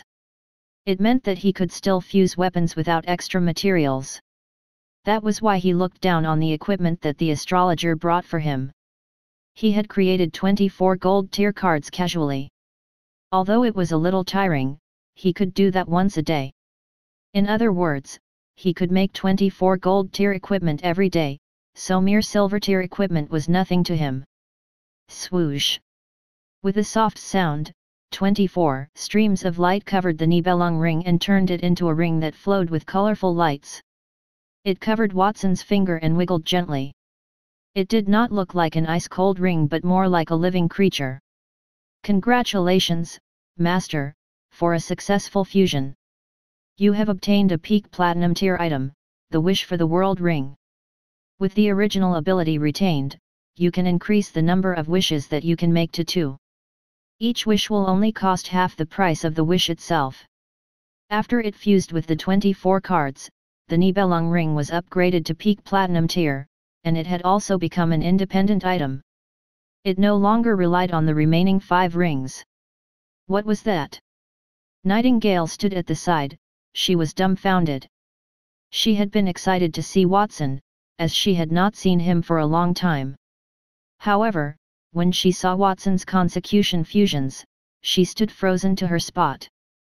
Her body shuddered when she saw the power that Watson emitted as he created the astrology tarot cards. It was as if he was not human. When she had left Black Moon Castle, Watson was not her match, but it looked like he had surpassed her in a short amount of time. She heard that the astrologer had become Watson's teacher. Did the astrologer teach him well, or was it because Watson was too talented? While Nightingale pondered that, she heard Watson, who had successfully fused the ring, shouted excitedly as he raised his right hand. Master, I'm going to make a wish. Are you okay with it? What problem would I have? Hurry up and make a wish. The astrologer used his feet to push the boxes on the ground toward Watson's direction, indicating that he should start. Watson nodded at the astrologer as he began to chant resolutely. Ring, I want to make a wish. I'm willing to exchange 10 years of my master's life for the health and happiness of Black Moon Town's residents. Nightingale and the Shadow Guards were stunned. The astrologer also reacted. He almost fell to the ground in anger. Brat, what kind of wish is that? Just make a wish in exchange for the armor and weapons on the ground. How can you waste my life like that? Do you think your master will not die fast enough? Chapter 188, No More Pretense. The astrologer was furious. He had signaled for Watson to utilize the armor and weaponry he had taken with him, and Watson agreed with a nod. He had agreed. Master, don't be angry. Even though that equipment is not valuable, it's a pity to waste it. You are different, Master. Didn't you drink from the spring of life in the forest of eternity, which meant that you'd never die? Your lifespan is meaningless to you. Watson looked apologetic as he consoled the enraged astrologer. Suddenly, the ring's notification echoed in his ear. The host's wish cannot be fulfilled because it does not match the price paid. To fulfill the wish, you will need to spend at least another 100 years of your lifespan. The 10-year lifespan of a platinum tier elite cannot be exchanged for the safety of tens of thousands of ordinary people. To think that I only need to pay half the price because I fused the Wish for the World Ring. That wish would have taken at least 200 years of the astrologer's life if it had not been for the Wish for the World Ring that Watson had fused, which had a stronger effect than the original Nibelung ring. Of course, it was possible that the astrologer would live indefinitely. That is why the assessment of his lifespan was so cheap. With that thought in mind, Watson said decisively, I'm willing to pay with 100 years of my master's life. The host's wish is successful. Everyone in Black Moon Town, including the host, has improved physical fitness and abnormal resistance attributes. Only one wish remains for today. Along with the voice, an unseen wave spread across Black Moon Town, beginning with the ring on Watson's finger. It spread like a wave in all directions before it disappeared. Everyone hit by that wave had changed in some way. A person whose legs were injured during the escape stood up from the ground, surprised, and exclaimed, "I can feel my legs." A few skinny, hungry children sat nearby. They had been staring at the big pots of food in front of them and subconsciously licked their lips. At that moment, the muscles on their bodies suddenly inflated, and they patted their stomachs in surprise. They did not feel hungry anymore. Did young Master Watson do that? Young Master Watson is too kind. Not only did he give us food, but he also used magic to improve our physical fitness. Everyone was happy. The only one unhappy was probably the astrologer. At that moment, the astrologer touched the wrinkles on his face. They seemed to have become deeper. Then, a few strands of snow-white hair fell from the top of his head. He looked sorrowful. "It's over. I've become older." He had drunk from the spring of life, and he would never die of old age. However, it did not mean that he would not grow old. "It's all right, Master. Regardless of whether you are old or young, you are still handsome in my heart. How about that? The wish for the world ring might have a third wish, and I can wish for you to be 100 years younger," Watson said flatteringly as he walked toward the astrologer. "Little brat, get lost." The astrologer was furious when he saw Watson. Of course, he was also shocked. He was the one who had given the Song of the Nibelungs rings to Sylvan. He knew what attributes the ring had, and other than the fact that it could increase one's combat aura tenfold, the ring's strongest technique was the Symphony of Fate. It could fulfill one wish every day, and any wish could be fulfilled. That was why the Song of the Nibelungs rings were famous amongst other platinum tier tools, and that was the reason the border count was reluctant to give all of them to Watson. However, it seemed like Watson had used some kind of method to modify the ring and obtain a stronger ability. "Watson, let me see the ring in your hand." The astrologer reached his hand outward, and Watson handed the ring to him. The astrologer glanced at it. He was shocked. He had platinum tier strength and profound knowledge, so he knew that the ring was several times stronger than before that. It had reached the peak of the platinum tier. The ring had also become a new tool. "I wonder if Sylvan will cry when he finds out about this." That ring did not match the 5 rings in Sylvan's hand, so it could not be reassembled. In other words, the 5 rings in Sylvan's hand had become trash because he was unwilling to give all of them to Watson. The astrologer had lost some insignificant years in his lifespan, but Sylvan had lost a whole set of platinum tier tools. The astrologer felt a little more at ease and returned the ring to Watson. He said, "Brat, you have to keep that ring well. It's best if you don't show it to anyone else. Also, in the future, you are not allowed to use your wish without speaking to me." Watson had the World Tree's Shadow and the Wish for the World Ring. Both were peak platinum tier tools. The World Tree's Shadow was fine on its own, it could be hidden on his body and not be discovered. However, the Wish for the World Ring was different. Watson's strength was not at the peak tier yet, and those precious tools might attract unwanted attention. "Yes, Master. I understand." Watson stuck out his tongue. He looked indifferent, but he remembered the astrologer's words. His right hand twitched, and a branch of the world tree wriggled outward and wrapped around the ring. Then, it returned to his body. "Hi, Watson. Long time no see. Do you still remember me?" While he did that, Nightingale walked out from the group of shadow guards and greeted him. She looked a little nervous. Since Watson was the astrologer's disciple, he was the border count's junior. She had to respect him because of his seniority. Furthermore, she was shocked when she saw Watson make a platinum tier tool. Initially, she had wanted to ask Watson for benefits to make her stronger, but that thought had disappeared entirely. "Miss Nightingale? Of course, I remember you." Watson smiled sweetly at Nightingale, which made her slightly relieved. Lord Sylvan sent me to Black Moon Castle. I'm in charge of transporting goods and helping Black Moon Castle through the winter.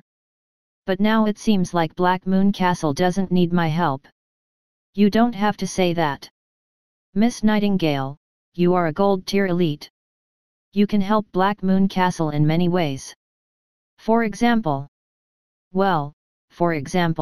you can help clean Black Moon Castle and the nearby manors. When you're free, you can go to the kitchen to cook some food or listen to the refugees' requests. Nightingale pouted her lips, she was a little displeased. It looked like warriors had been reduced to cleaning workers in Black Moon Town. Perhaps Watson despised her because she was weak, he did not treat her like a real gold-tier warrior. Nightingale did not reveal her thoughts. She asked, Watson, why did you gather so many refugees? And why are there so many magical beasts outside the town? It seems that half of the magical beasts in the Misty Forest are here. It's very simple. I can't bear to see them suffer. As for the magical beasts outside the town, they came by themselves. I had no way of capturing them. Watson's eyes flickered as he scratched his cheek with his right hand. Watson, is that really the case? Don't lie to me. Nightingale looked skeptical. She stared at Watson with burning eyes. She did not believe Watson when he said that he could not bear to see the refugees suffer. As for the magical beasts, it did not sound plausible that they went there on their own. All right, I won't pretend anymore. I'll lay my cards on the table. Watson could not bear the aggression in Nightingale's eyes. He sighed and spread his hands. I gathered those refugees to explore the Misty Forest, including the magical beasts outside the town. Otherwise, I would have fused them a long time ago. Explore the Misty Forest? Now. Watson nodded at Nightingale's confusion, the light in his eyes became more intense. Yes, now is the best time. The magical beasts have all left the Misty Forest. Isn't it the best time to go in and explore? Actually, I'm not the one who suggested that idea, but a man called Sven. If you want to know more about the details, I'll ask him to come by and talk to you later. Chapter 189, Heading to the Misty Forest. It is as expected of young master's soup. It tastes delicious. Sven sat cross-legged on the snowy ground as he held a bowl of steaming hot soup in his hand. He sniffed the soup and tilted the bowl. He took a big gulp and exhaled a cloud of hot air. Many others were like him. Tens of thousands of refugees drank the hot soup and chatted with each other around the soup cauldron. Many also held a bottle of wine in their hands, they drank until their faces were red. They held hands and danced as if it was not winter yet, it was a day that was worth a celebration. Sven's gaze was gentle. His thoughts drifted to an unknown place. Last winter, he had led his shabby bandit gang brothers in many robberies when the magical beasts raged. He saw only scenes of devastation and bloodied corpses. However, that year, he only saw happy people and their resolute faces despite their sufferings. That thought made him emotional. Sven, that soup was made by the maids, the former Demonis bandit gang leaders. I didn't make them. In response to Sven's compliment, Watson, who was nearby, turned back and replied to him. Ahem. Sven paused, and he nearly choked. Well, the soup is delicious, but as I drank more of it, I realized it was quite mediocre. As expected, it is not better than young Master Watson's cooking. Although I did not make the soup, I did prepare the ingredients. That is what I said. Although the soup isn't perfect and appears to be missing something, the magical beast meat and ginseng in it are delicious, I can't stop eating it. As expected, the problem is that the ingredients are too good. I prepared the ingredients, but I did not fuse them. Alan and List got them near the Misty Forest. Ah, I see. When I mentioned that the magical beast meat and ginseng were delicious, I was mistaken. The meat has a distinct fishy odor. All right, Sven, I did not ask you for jokes. Watson could not keep it to himself much longer and interrupted Sven. Sven had congratulated him when he learned Watson had something to do with the pot of soup. It was obvious that he was trying to flatter him. List and Alan, who were also beside him, looked at Sven with unkind eyes. If it were not for the young master, the two of them would have already left. Nightingale had inquired about Black Moon Castle accepting refugees and a large number of magical beasts. Watson wanted to invite Nightingale to join him in exploring the Misty Forest, so he requested List and Alan to invite Sven as well. Sven was only a figurehead in Black Moon Castle and the leader of the ruined bandit gang. Under Watson's instructions, he openly searched for his team members. Unfortunately, because hundreds of bandit gangs, large and small, were destroyed in the Misty Forest, the remaining gangs either fled to other parts of the border or hid in the mountains, not daring to come out. That led to the winter that year. The bandits almost always attacked the nearby manors. That did not, however, imply that fewer individuals had perished that year. On the contrary, because the magical beasts that emerged from the Misty Forest that year were particularly formidable, there was no shortage of silver-tier magical beasts among them, resulting in the massacre of some small manors. One of the reasons for going to the Misty Forest was to find out why the magical beasts were stronger than the previous years and if anything had happened in the Misty Forest. Sven finished the hot soup in 2 or 3 gulps. He rubbed his hands and asked, "May I know why you've invited me here, young master? Tell us about your plan to go to the Misty Forest." Sven looked around, nodded, and continued to describe his idea. "Then I will speak casually. The Misty Forest has countless ruins, many of which were left behind by lost civilizations. I know a few, but they are all attended by formidable guards." He was a member of Black Moon Castle. Unlike the Black Moon Knights, he was still stuck at the silver tier because Watson did not give him any sun or moon gems that could upgrade him to the gold tier. That was the same for the former Demoness bandit gang leaders. If he wanted to gain more benefits, he had to contribute to Black Moon Castle. Sven drew his walking stick from his waist as he spoke. It was a wooden staff. It had 7 inlaid positions, but there were no gemstones.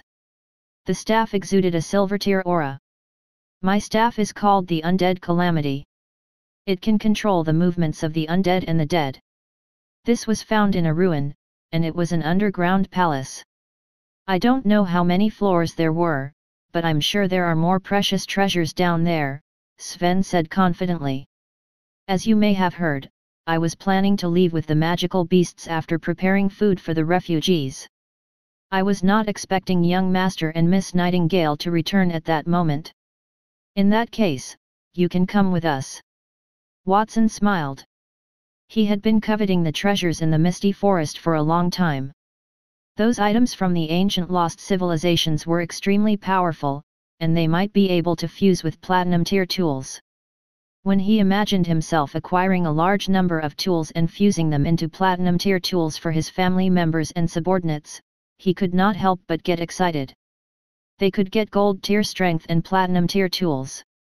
If everyone in Black Moon Castle had such standards, his goal to stand at the top of the kingdom would no longer be a dream.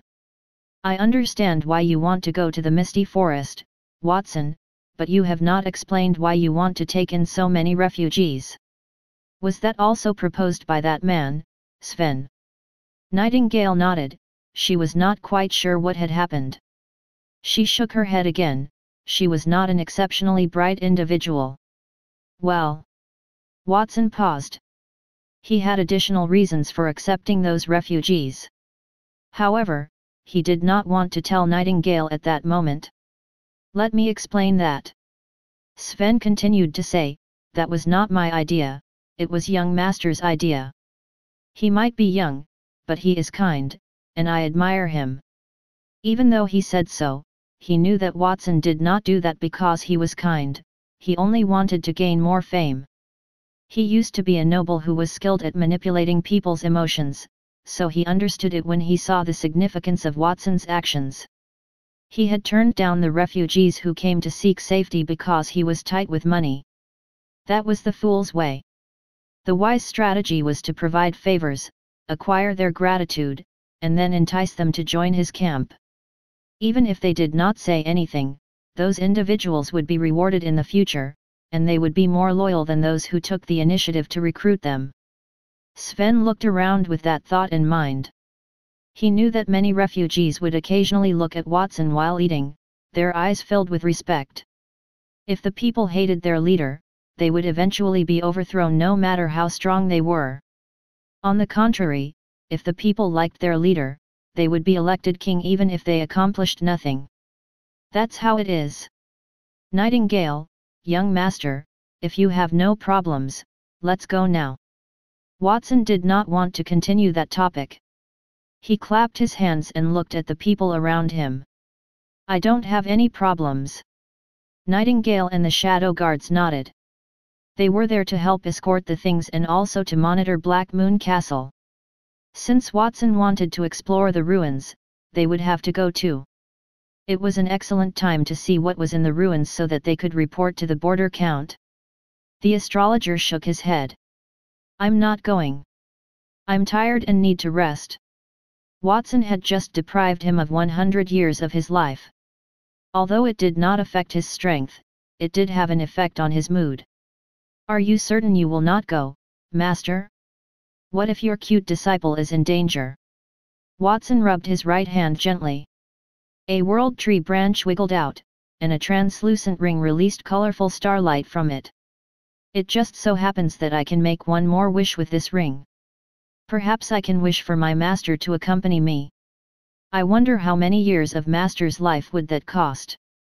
If Watson made a wish for him to go with them, it would take some years off his life. It was too painful, the astrologer frowned. It seemed like he had no choice but to go. Fine, I'll come with you. When do we set off? Now. Watson smiled and clapped his hands. The hundreds of thousands of magical beasts that were moving things around Black Moon Town immediately split into groups of 100,000. They turned around and laid down in the direction of the town.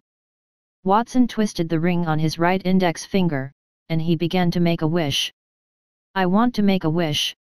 I'm willing to use 10 years of my master's life in exchange for transporting me, my men, and the magical beasts I've chosen to the ancient ruins in the Misty Forest.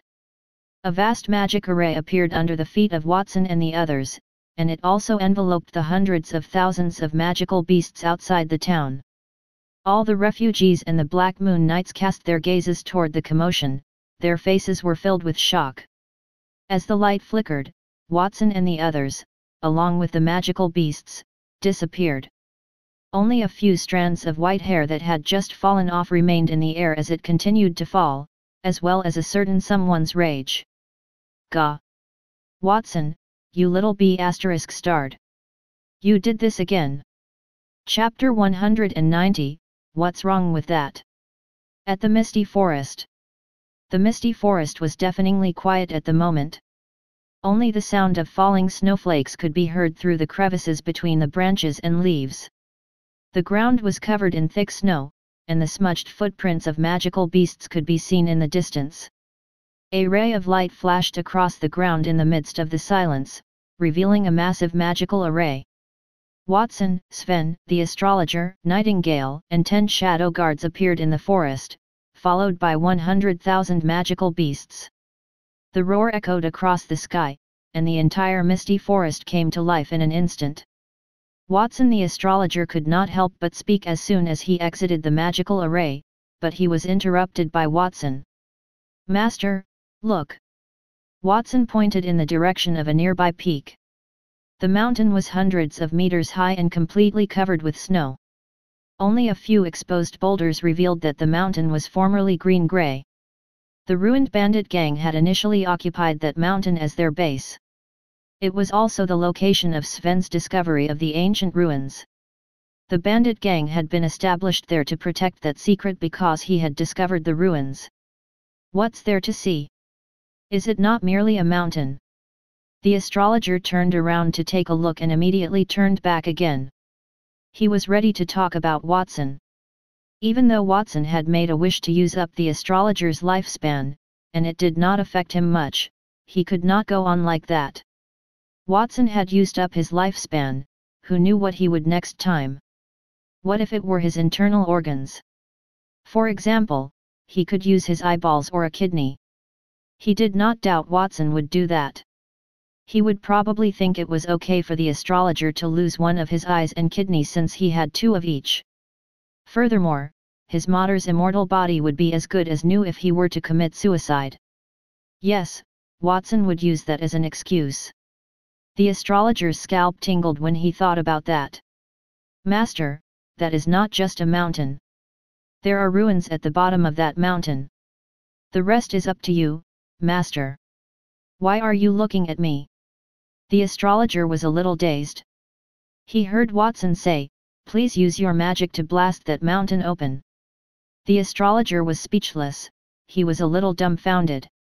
That mountain was hundreds of meters high and stretched for several kilometers, he would be exhausted if he were to split it open. Master, that mountain should be no problem for you. I am confident that you can split it open. Are you sure you cannot do it? You should be aware that Miss Nightingale and the fairy castle's shadow guards are keeping an eye on you from the sidelines. Don't you want to show off your power as a platinum tier elite? Watson instantly changed the subject. He knew that the astrologer was upset with him because of what had happened. Just as the astrologer understood him, he also understood his master very well. The astrologer had no other interests and was only concerned with his reputation. The astrologer would not be indifferent after hearing what he said. It was certainly not easy to split such a large mountain. If the astrologer could vent his energy elsewhere, he would not get angry with him. Nightingale and the others glanced at the astrologer, their eyes wide with anticipation. They had never seen an attack by a platinum tier elite. Isn't it merely a mountain? Of course, it is a piece of cake for me. The astrologer stroked his beard and feigned a cough, as predicted. He raised his hand and pointed to the mountain in front of him, and began to chant. A power deeper than darkness and heavier than mountains, the God who rules the mountains and the earth, please grant me your power and the gravity to crush all things. Platinum tier earth elemental spell, black hole. As the chant ended, a small black ball floated on the astrologer's finger and rapidly enlarged. It quickly grew to a radius of several hundred meters and flew to the summit of the snow-covered mountain peak. It was as if a black mouth erupted on the mountain crest and devoured everything. Snowflakes began to fall and were absorbed by the black ball one by one. Then, with a shattering sound, the rocks broke and fell into the black hole. In a matter of minutes, the entire mountain summit began to crumble and was gradually consumed by the black hole. The mountain peak vanished, revealing a downward collapsing crack. The crack's surface was encircled by an unsettling green-gray fog that was thick with mystery. As one would expect from you, Master. You are so powerful. Watson clapped his hands to encourage the astrologer as he worked his magic. The astrologer remained silent. His hair and beard continued to flutter and curl upward as if he were a mage god. Nightingale, Sven, and the rest all gaped at the astrologer. Watson's 100,000 magical beasts were groveling even more on the ground. Under the astrologer's intense pressure, they did not even dare to breathe or whine. The astrologer had a gleeful expression on his face. That spell is merely ordinary among all the spells I have mastered. He seemed to be relaxed. The ruins beneath the mountain would not be able to withstand more powerful magic if I were to use it. Otherwise, I would only need one finger to raise that place to the ground. Really? Watson blinked. I feel that this spell is even stronger than the Starfall spell that you taught me, Master. Does that mean that the Starfall spell means nothing to you? Did you hide this from me, Master, because you did not want to try your best to teach me those spells? The astrologer almost passed out from holding his breath. He did not know what went on in Watson's head, but he was simply boasting. Why would Watson think that? Watson was the most serious pupil he had ever taught. Others would beg him to be their teacher. When he was in a good mood, he would teach them something they would be eternally thankful for, unlike Watson, who was still dissatisfied despite having received so much. That spell is not appropriate for you to cultivate at this moment. It is a little difficult. But didn't you say that the spell is very ordinary, Master? The astrologer's eyes widened. Even if he were to lose his dignity, it was better than Watson bugging him to learn new spells. Every time Watson learned magic, he would cause an uproar. The astrologer was terrified. All right, since you said so, Master. Watson nodded and did not dwell on that matter anymore. He turned around to face Sven. You are more familiar with that ruin, Sven. Can you tell me about the danger there?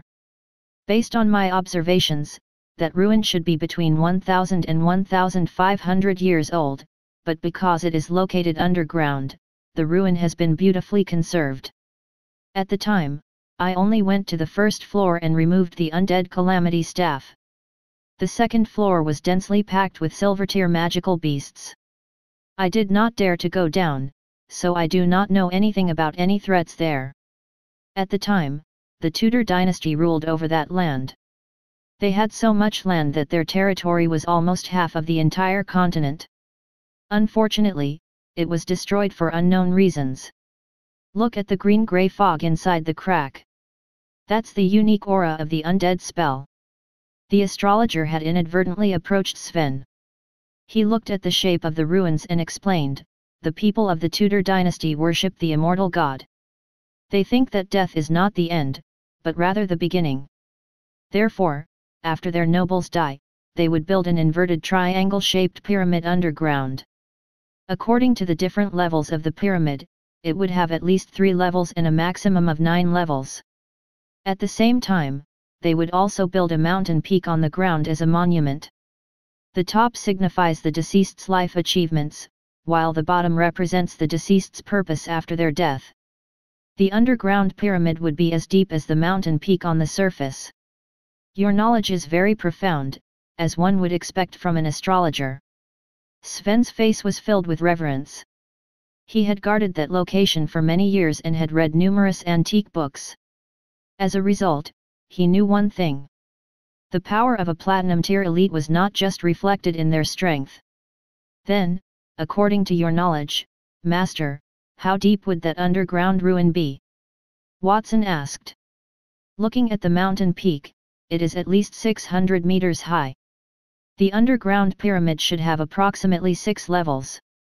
6 stories are already considered extraordinary for a noble in the Tudor dynasty. 600 meters. Watson rubbed his chin and abruptly extended his right hand toward the crack on the ground. Platinum-tier earth elemental spell, the giant rock golem summon. More than 200-meter-tall golems sprang up from the ground and shook the soil around their bodies. Their towering figures covered the weak sunlight, and their drill-like arms bore into the crack, immediately expanding it to a few hundred meters wide. There was a massive upside-down pyramid around 600 meters tall, just as the astrologer had said. The pyramid was encased in an unknown metal that emitted a faint glow. More than 20 giant rock golems grabbed the pyramid's protruding portion and pulled it out. Young Master Watson, I propose that we send in magical beasts to see if it is harmful or if there are any traps inside. After that, we can. What are you doing, young master? Sven was about to make a suggestion when Watson suddenly cast a spell to start excavating the ruins. His eyes widened. Watson could not possibly think of excavating up the ruins directly, could he? That was not what he had anticipated. Should they not let the magical beasts explore first and wait until there was no danger inside the ruins before they went in to take the treasure level by level? We'll know it when we see it. I am excavating the ruins. Watson commanded the giant rock golem to move while he looked at Sven in puzzlement. He wanted to save time. So, instead of entering the ruins and carefully exploring them, it was better to dig up the entire thing and move it back to Black Moon Castle. Was there a problem with that?